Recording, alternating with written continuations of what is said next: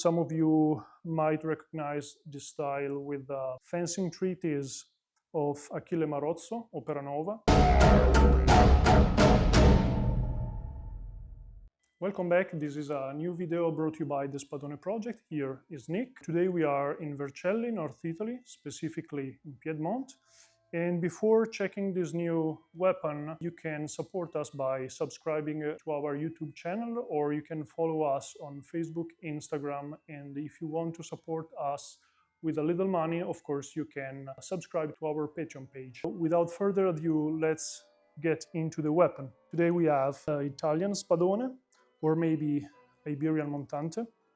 The style may be linked to both these hypotheses. This is a weapon that I have already measured and analyzed in the past. Back in 2022, I was here with Federico Malaguti and we had the chance to have a look at it for the first time. If you want, you can check Federico's video about the weapon. You can find the link in the description. What can we say about this Spadone or Montante? First of all, is this style may be associated with the first decades of the 16th century, and some of you might recognize this style with the fencing treatise of Achille Marozzo, Opera Nova, or some other fencing treatises of that period.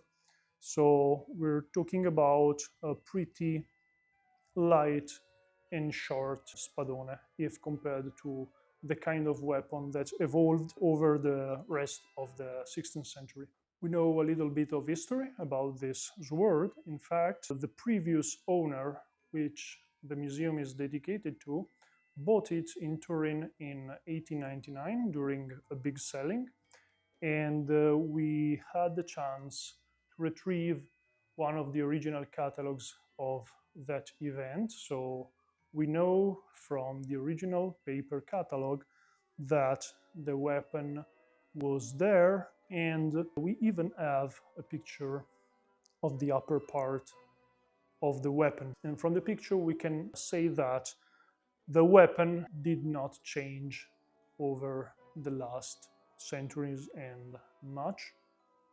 The hilt is the same, the kind of decoration on it is the same, the pommel is the same, the crossguard is the same.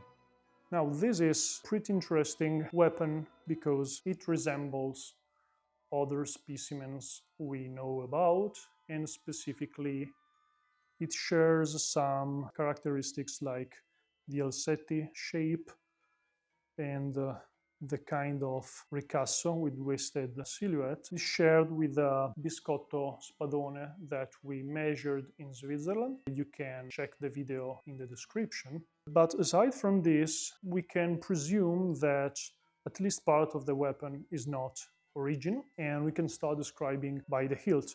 Well, first of all, we can see that we have some kind of mismatch between the handle and the pommel.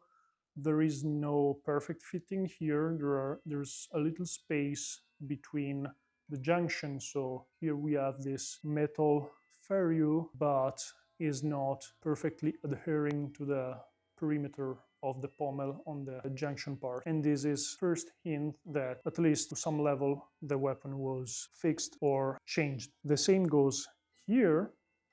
There's another ferrule, is pretty common in later weapons, is some kind of crown, and is not weird per se, but the problem is that we have this little metal wire wrapping around the handle that again is not a feature uncommon on weapons, and especially for what concerns Italy, we know that other Spadoni had original spiral wrapping with this kind of rope beneath the leather covering.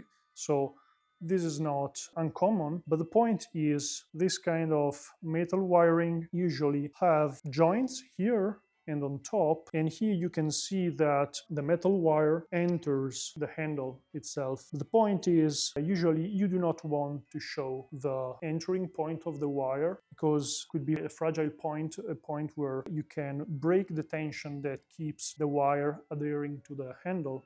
So probably here something is missing, something was replaced, and we cannot even presume that at some point, of course, back in the 19th century or even earlier, someone replaced completely, or at least in part, the handle. We cannot know if the pommel is original, might as well be a replacement, because sometimes you have a blade without the hilt and you try to refurbish it in order to being able to sell it. In this case might be the case of the Turin selling. The only part that could be matched with the blade is the crossguard with these flared ends and this long écusson here. These features are not uncommon again, so you can find other swords with this kind of flared out crossguard and this long écusson, maybe not exactly of this shape, but the long écusson is another feature that you can find especially in Italian production. For example, we do not have examples, as far as I remember, of Spanish or Portuguese or in general Iberian two-handed sword with this kind of long écusson. Is more usually associated with Italy and many cases with Venice and Venetian production. So probably the hilt is not completely original. What about the blade? Well, the blade is interesting. This wasted ricasso again is a feature we can find in some of the early Italian production, as well as this kind of Vercelli. Even though this bending is weird, we can see here there's a different bending. They are not the same, so maybe it was damaged in some way. In a previous analysis, I hypothesized that this might have been a way to hang the weapon with the tip up, maybe over a fireplace. We do not know, because if the Vercelli were straight on this line, so with this bending here, with this wasting, but with the lower part straight, would fit other specimens we know. And another differing thing is the length.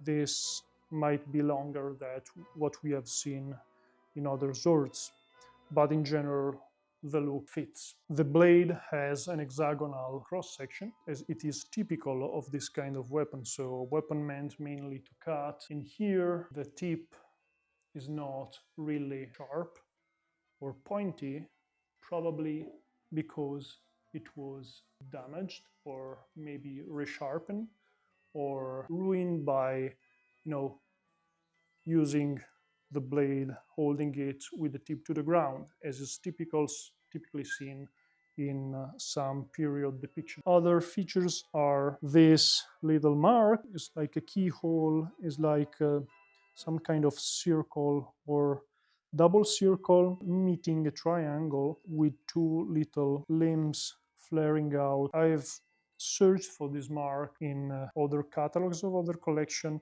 but so far we haven't found anything that could match this symbol. The same symbol, slightly different actually, is in the same position on the other side of the blade. Then we have another interesting feature, that is the faller. We have one faller on one side and then another one on the other one. Usually you find swords with fallers going from the crossguard, so close to the écusson, towards the middle of the blade. Length may vary, but what is interesting in this case is that we have no fallering on the ricasso. That isn't common, but we know of other weapons with this kind of particular aspect, and specifically we have the biscotto spadone in the other video made in Switzerland, where we have a couple, three fallers on the same position, so plain and simple ricasso with fallers here. So it is weird, but is not a feature that 100% show a problematic weapon. Let's say might be an original, of course. At this point, probably it would be really interesting to share the analysis with other people we know that study and produce blades and swords, just to have different points of view on the topic. In general, I don't dislike this Spadone. I find it pretty cool, even though some of the features are, to say the least, a bit suspicious. And with this, I think that's all. If you want to see more content like this, you can subscribe to our YouTube channel. You can follow us on Facebook and on Instagram. And if you want, of course, you can subscribe to our Patreon page. It's just some euros a month. You can help us with traveling, visiting museums. You can help us buying new gear, material that is useful for our research. And of course, you find all the links in the description. Thank you for watching and see you soon.